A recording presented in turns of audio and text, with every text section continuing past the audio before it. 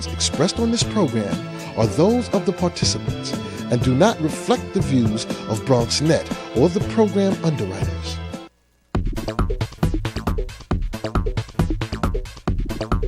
BronxNet. Your voice, your views, your vision.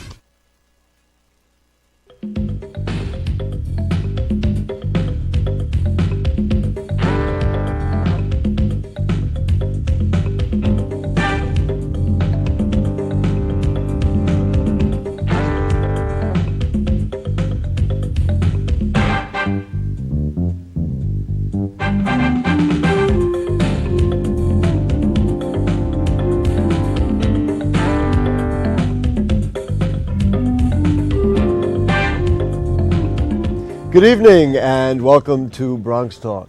Teen pregnancy rates in the Bronx have been disturbingly high, but a recent study coming out of NYU provides some interesting insight. What the report says is that while teen pregnancy rates in the Bronx are high, promiscuity levels in the Bronx are comparable to those of other municipalities across the country. This then suggests that other factors are contributing to this difficult problem, and that often handcuffs the teens, their families, and others around them that can prevent them from being, for want of a better word, productive citizens. So tonight we take a look at the study, but more importantly, what it says about life in the Bronx and how we might understand it better so that life for all Bronxites, young and old, can be improved. Please join me in welcoming the Medical Director of Community-Based Services at the Morris Heights Health Center, Dr. Tosan Aruwariye. Good evening. Thank you for joining us. Good evening. Happy to be here. Let's just start with somewhat of an overview. How bad is the problem? Do you just see an endless stream of young people, young ladies who are pregnant, coming into Morris Heights Health Center? Yes. I work out of the school-based health program at Morris Heights Health Center, and I can tell you that it is a problem. The Bronx, as it is, has one of the highest rates in the country. And our particular district, the Morrisania, Morris Heights, Mott Haven districts have the highest in the country. So we are the epicenter of this problem. Mm-hmm. Why do you think that is? You just alluded to some of the issues. What we are realizing, and from the last YRBS survey, the Youth Risk Behavioral Health Survey that was done nationwide, the students in the Bronx are not more promiscuous than other kids elsewhere in the country. Really, it's a lack of access to resources. We have children that lack insurance. When they lack insurance, they can't access the services in a timely manner. We have children that go to schools in communities where they don't have enough health education. Students don't have enough information about accurate medical information to prevent pregnancy. We have social factors of poverty. Many kids, rather than come to school, want to even work to support their families. We have families that don't spend enough time because they are working two jobs. We have students that have families incarcerated. The Bronx has one of the highest rates of kids that know a family member that's incarcerated. So multiple factors are all layered up. Let's talk about some of those and break some of that down individually. You talked about a lack of health care. Someone gets pregnant, I mean, after the fact, certainly the prenatal care and postnatal care, they may not have access to it. How does having a health care plan or not having a health care plan potentially affect the pregnancy rate? For you to see any medical professional, you need to have health insurance. That's the first step for a teenager.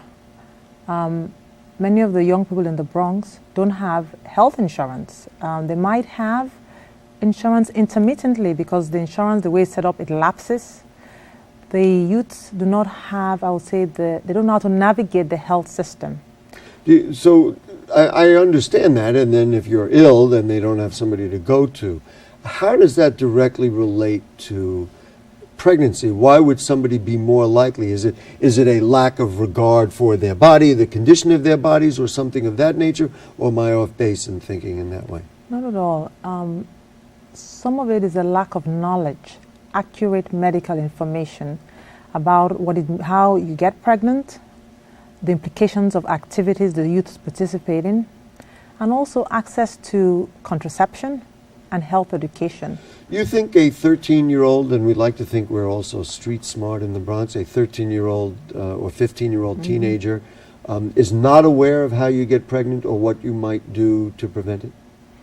They might not be aware of, we know teenagers are impulsive, they're spontaneous. They might not be aware that the activity they're engaging in might result in pregnancy. And if they do, because they're spontaneous, if they've had a sexual act, they need to have access to prevent pregnancy, and many of them don't have that access. They can't go somewhere to get emergency contraception. Right now, the law states over 17 can buy it over the counter. They don't have the resources, the money to do that. And then if they want to go to see a medical provider, many medical providers require either the parent to come with them, the issues of teenagers and confidentiality, how they get their appointments. Most of them are in school. The clinics have to be open late in the evenings for them to get there. Most of them don't have funds to transport themselves there. They have their Metro card can only be used 3 times in the day. The ones that give them, given to them by the schools. So there are multiple barriers to let them access the service that they need. Among the other factors that you quoted at the outset were incarceration rates. Again, just to be specific for our viewers, how does that impact on this problem? One thing we find is that the family as a cohesive unit is very, very important in terms of education for the children, for the young, for the youth, especially the female youths. They get a lot of information from relatives. When you have families that are disrupted, the issue of trust and who they get information for, which is so critical for personal issues, is lost. Or even if something does happen, who do I go to is lost. And we see that a lot with the kids in the Bronx. What role does a school play, should a school play, can a school play in this process and in addressing this problem? You know, this is where my passion is, because schools are meant to educate the kids. I look at education as, I don't separate the kind of education they need to have. I feel health education is critical. I feel curriculums should be evidence-based to know how to address the problem. And schools are offer a unique opportunity to do that. Most kids go to school, if they don't go all the time. So that environment is a captive environment for us to do some meaningful education. And one of the programs we run at Morris Heights Health Centers are the school-based health center programs. This has been shown nationally to be a means to really impact not just pregnancy reduction, teen pregnancy reduction, but also behavioral health, improve school attendance, reduce absenteeism, improve graduation rates, and reduce these outcomes. Now, do you do that in the schools, or do you do that on your own and you get teenagers and school kids to come to you? So the different kind of programs. Some are called school-linked programs, where the students are linked to a community-based clinic. And they're actual clinics in schools, and those have been found to be very, very successful. But what they realize about teenagers is that they need access when they want it. They might just be walking with their friends and they remember something, they're impulsive. And these clinics are there during the school hours. The kids don't need any transportation money. In New York City, they've invested the time to support these clinics in the areas of reproductive health. And they have shown a huge utilization in terms of the health education, not just with reproductive health, with other areas, and also access to contraceptives. The Department of Education has made it, under Mayor Bloomberg's direction, has made a pretty direct effort towards sex education. Has this had an impact? Is it too early to see if this has had an impact? And is this, I'm presuming for you, this is the right direction? Yes, you can say that. For me, it is the right direction. This is the we're going to the 4th year of the CEO study, and that we targeted high school. There's a new mandate for the middle school, but I'll focus on the high schools. What we have seen, and I don't have all the data, is there's been increased utilization of services in terms of reproductive health. Anecdotally, most of the staff working in these schools will tell you, know what, when we first came here, there were 22 pregnancies. Now there's only 1. But as I said, the data will pan out as we get the Over results what in. period of time would that be? Usually every Like school that they've year. noticed such what would be a drastic improvement or drastic Like change? for some of our schools, when we went into one of our schools, for instance, the first year we got there, the principals actually told us there were 20 to 25 pregnancies in that school before we got in. By the second year of us being there, it had reduced to 15. And by the third year, it was down to 5. So as the students gain the trust of the staff in the school, one of the things teenagers are concerned about is confidentiality. They worry, well, can I trust this person? Will she call somebody about this issue?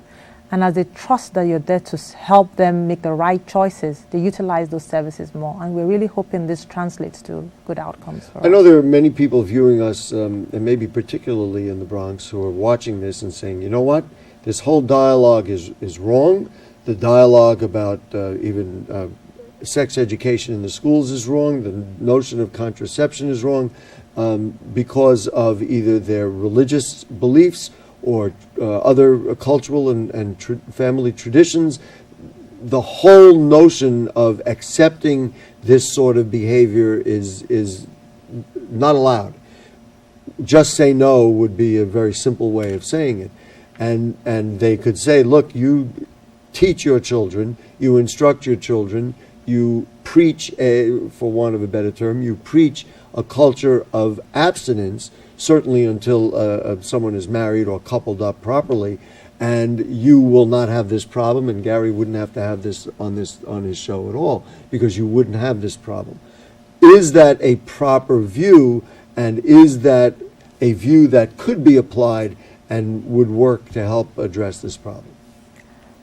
From my perspective as a clinician, I'll talk as a clinician now, my job is to look at the patient, look at where they're at, and try to offer the best service for the patient. So when the patient comes to me, my job is not to judge them, my job is to see how I can help them. And when you see a group of students, patients coming in with the same issue, you have to look and say, how can I help this community? How can I help this group of people? I feel the current approach looks at reproductive health in totality. When we see patients, we don't preach one or the other. We have a lot of teenagers that are not sexually active. We know that sexual initiation takes place as the grades grow higher, and that by 11th, 12th grade, about 28% are sexually. So not all the kids in high school are sexually active. Many people assume that, but it's not. The data doesn't pan out that way. I think that one of the numbers I saw, and I'm just looking for it now, was something like 46%, they said, which is comparable to the numbers across America, really. 46% of teenagers are sexually active. And it also depends on the age of the teenagers. So we feel there's an opportunity. If the children are not having sexual relationship, we encourage that. But we need to educate them, because we know that teenagers are impulsive. We know that they need to have a tool set to sort of address any situation they come across. So that's why the education it's very, very important. We have many teenagers in, like in one of the programs we have, they're not sexually active, but they can talk about it in a very meaningful way. They can talk about it accurately, and they know what to do. And what is that a result of? You say it's a result of the fact that you folks have been in the schools and have been working with them and educating them. Yes. One of the programs, not just because we have a clinic-based program, but we also have a youth development program called Changing the Odds. And that program includes sort of life skills for teenagers. It includes things about negotiation, skills they'll use so that if they're in a situation, they will know how to respond or get themselves out of the situation. Among the other controversial aspects of this whole program and even the dialogue that we're having right now is, at what age is it appropriate to start this dialogue? And there are many people who don't appreciate the city starting at some of the grade school ages. You say we want to intervene at an early point, but many people say, you know what, I don't want a fourth grader, a fifth grader, a sixth grader, whatever the age is, discussing those things, because they believe that encourages sexual activity instead of discourages sexual activity. I'll have to disagree on that, because you have messages tailored at a developmentally appropriate level. I will not talk to a third grader the way I'll talk to a 12th grader, because they really can't understand that concept developmentally. But the kids don't live in isolation. Many of the kids, they watch TV, they see what happens around them, they're just curious. Many of the kids are exposed to images every day that have a lot of sexual meaning. And how do you explain to those kids in a way that they understand? So that's where the developmentally appropriate messages come in. It's so important to let kids know that their bodies are sacred, there's nothing bad about their bodies. And why I even feel for the younger kids they need to learn about their bodies is that there's a lot of abuse that goes on. They need to know the boundaries. I have families that will say, Doctor, you talk to the child. They cannot even talk to the child about the inappropriateness of people touching them because the parents don't have the skills to do that. I'm not talking to the child about sex, but I'm telling her, you know what, nobody should be doing this to you. A friend shouldn't do this to you, So it's important to talk to the kids. They're aware of things, they see things around them, and they actually get quite confused about it. Many of them are ignorant about it. They don't have any sexual interest like adults do, but they need information for their, developmental level. This entire dialogue presumes that we're talking about females and girls, but of course, in order to have somebody to get pregnant, there has to be a male involved. Mm-hmm. Is there a way to characterize who you think the males are? Are these their peers, boyfriends or girlfriends as teenagers? Are these in other maybe abusive situations, whether with somebody their own age? Are these with adults? Are these with older teens? Who are the fathers of these children or teen pregnancies? We've actually seen a wide spectrum. There was an initial study that said that sort of the pregnant teens were getting, the fathers were older teenagers or young adults. But in our practice, we're seeing a spectrum. We're seeing their peers in relationships with them, but we're seeing more older teens and young adults in general. I'll put that where it is. But I've seen the whole So spectrum. You've seen a cross-section, so much so that you can't point to a trend right now. Yeah, in our practice, we can't point to a trend. Most of the students we see that get pregnant actually are from their peers. From their peers? Yes, in our practice. But I know there's been data out there that has shown. And this, of course, would lead to I think, a very pertinent question, and that is, we can talk very much about young ladies getting this education, but it would seem clear that the teenage boys need to get the same education. Number one, are they getting the same treatment, or are they somehow getting around it because really the focus is on the girls who are the ones who are getting pregnant? I think there's a shift. Initially, we focused on the females because they had the burden of the outcome, but we realize more and more that the males need to be engaged. And we actually had a focus group in one of our schools where the students themselves realized that the boys needed to be engaged. So for instance, our program, our youth development program, includes both males and females. And when we see the kids in our daily practice, we don't discriminate. Everybody that walks through through that door, that's a teenager, has the same screening questions, has the same sex education messages, regardless of if they're males or females. But you're right. Earlier on, we focused a lot on the groups on females because they had the burden of the outcome. Clearly, in this case, we talk a lot about equality in all facets of society. In this case, if men, young boys, I don't want to presume them to be men at this point, but if teenage boys are not educated equally so, then we're not going to solve the problem. I mean, I think and that's what we realize. Abundantly clear. Mm-hmm. Mm-hmm. In terms of a young lady comes to your attention, whether she's in the office or you come across her in school or she's referred to you, and she says, I think I'm pregnant, or then it's confirmed that she is pregnant. What do you tell her to do? And there are many people who would immediately wonder if they're being advised to get an abortion, or what do you do to help the youngster deal with it in whatever form? I think the standard of care is what we call options counseling.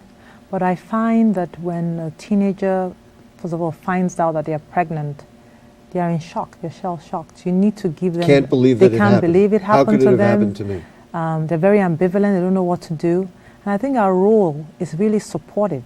I mean, you want them to have just have that information that they're pregnant first, because they don't know what to do. We usually try to encourage some support, sort of who's there that can you can share this information. That Assess can support the family or the various yes, support systems. Yeah, very support. That's the most important thing, because whatever decision they decide to make, they have to be supported through that decision. And we're not always going to be there. So we need to explore the family context. But just I find it takes them a while, you know. Most of them want to call a close friend. Many of them don't want their families to know. We call it progressive disclosure. But we work with them.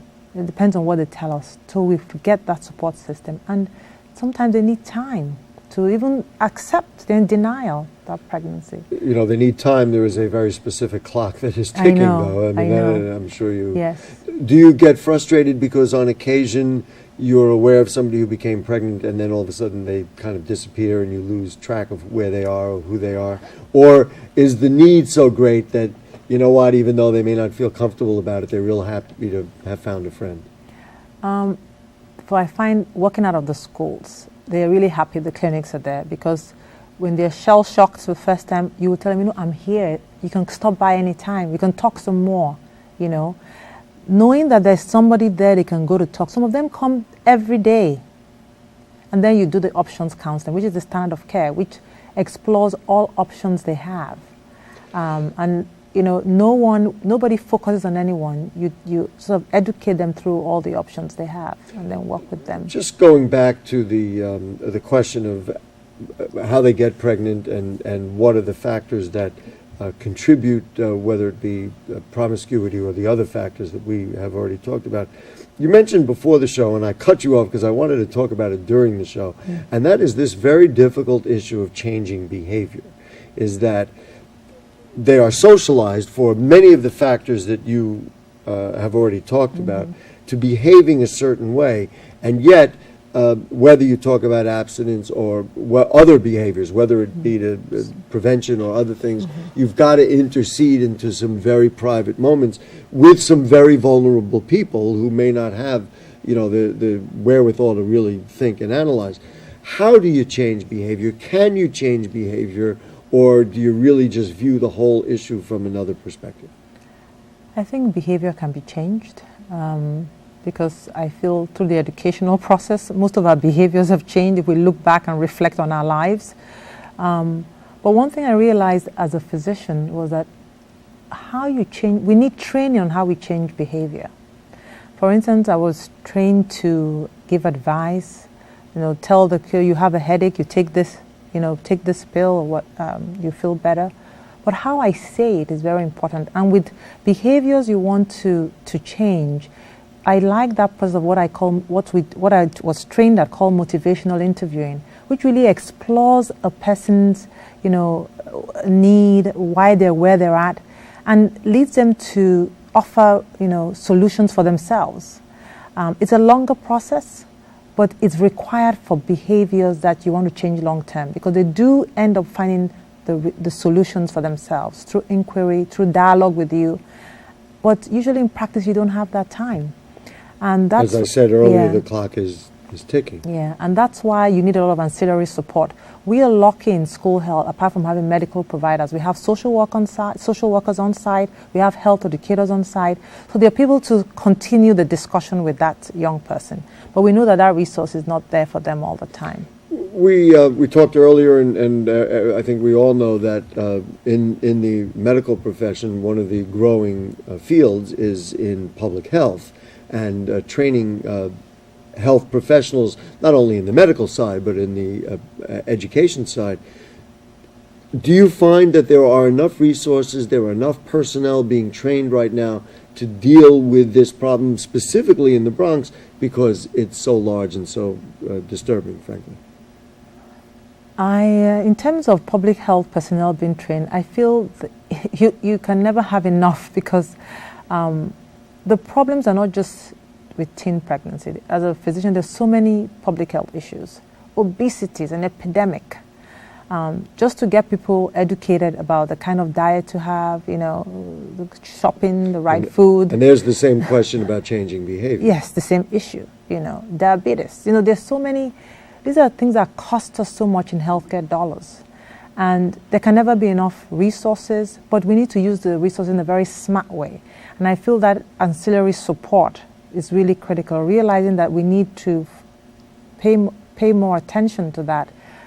It's very important. I think we're doing that right now. We're sort of changing that curve. We're almost out of time. Let's just take a step back, and if you would even address people who are watching now, whether it be a young person or a parent of a young person who is either maybe engaging in risky behavior or someone who you'd like them to not engage in risky behavior.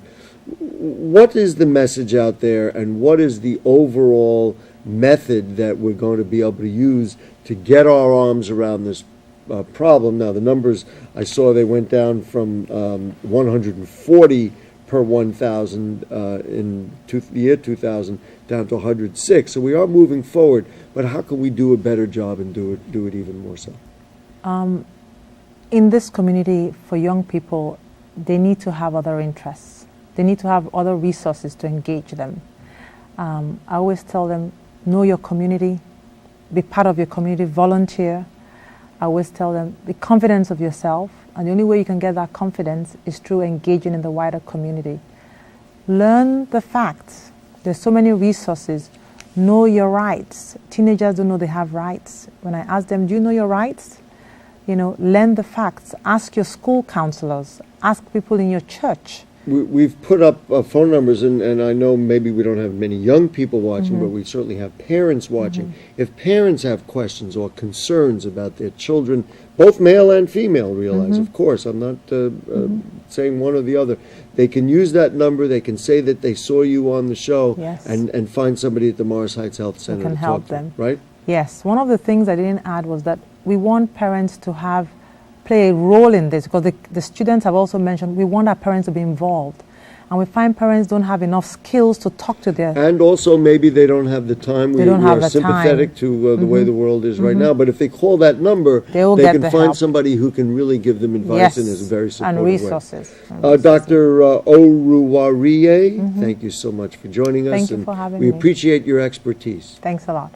Folks, if you have further comments or questions on anything you heard on tonight's show or anything going on in the Bronx, then email them to us at bronxtalk@hotmail.com, and we'll read those on the air during a future edition of our program. As you know, archives of Bronx Talk are available at bronxnet.org. You click Bronx Talk on the right-hand navigation bar, and you can see any of our old shows. Next week, check this out, December 19th, we take a look at the ongoing attempt to site homeless facilities in Bronx neighborhoods, as well as a recent court ruling that supports advocates' contentions.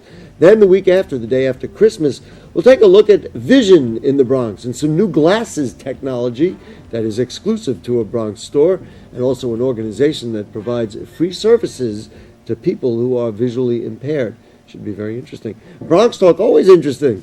Monday nights at 9 here on BronxNet, Cablevision 67, Verizon Fios 33. Thanks to producer Jane Folloro, director Michael Arias, Dina, who's here working with us in the studio, and our cast of thousands around us and up in the booth. And to you, happy holidays and goodbye.